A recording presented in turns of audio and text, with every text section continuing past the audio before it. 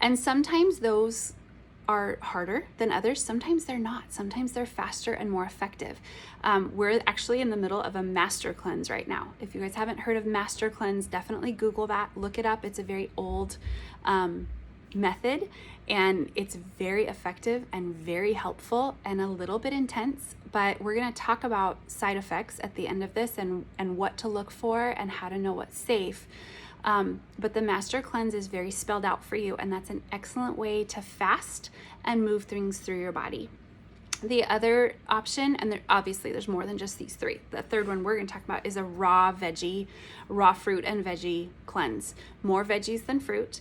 And what this does is still give you the fiber and the roughage to push things out. So if you're feeling like you've been really constipated or you're really struggling with bowels, a raw fruit and veggie cleanse with your huge amounts of water is going to be a helpful way to start moving things out and giving your body what it needs to eliminate better.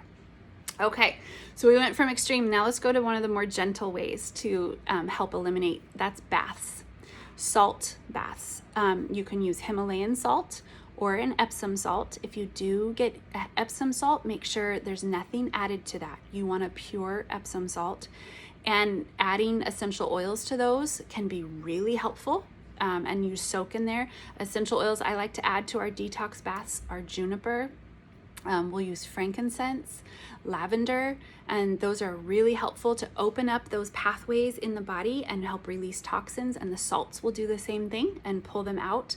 And a good 20-minute soak a couple times a week for you and your children is very effective, very helpful at pulling toxins out of the body through the skin and giving your body that assistance, kind of accelerates it a little bit.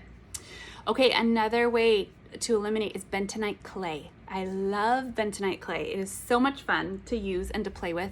You can add this to the bath. However, you're going to need to scoop it out of your bath before you drain the water. You don't want to clog your pipes, but if you do that, you'll see it's very white, kind of an opaque color, and it'll turn dark brown or black as it sucks. It's very porous and it sucks the toxins out through your skin, and you'll see it change colors in the bath. It's really cool. You can also just soak your feet. The pores on the bottom of your feet are very large, shockingly, and a lot can be extracted through the pores in your feet. So put some bentonite clay in a foot soak and do the same thing and just allow it to pull that out.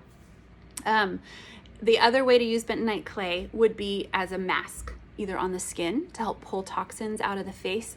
Armpits is a really good way. Make a paste and do a bentonite clay detox in your armpits. So much comes out through our armpits because that's where our lymph glands are largely located, armpits and groin.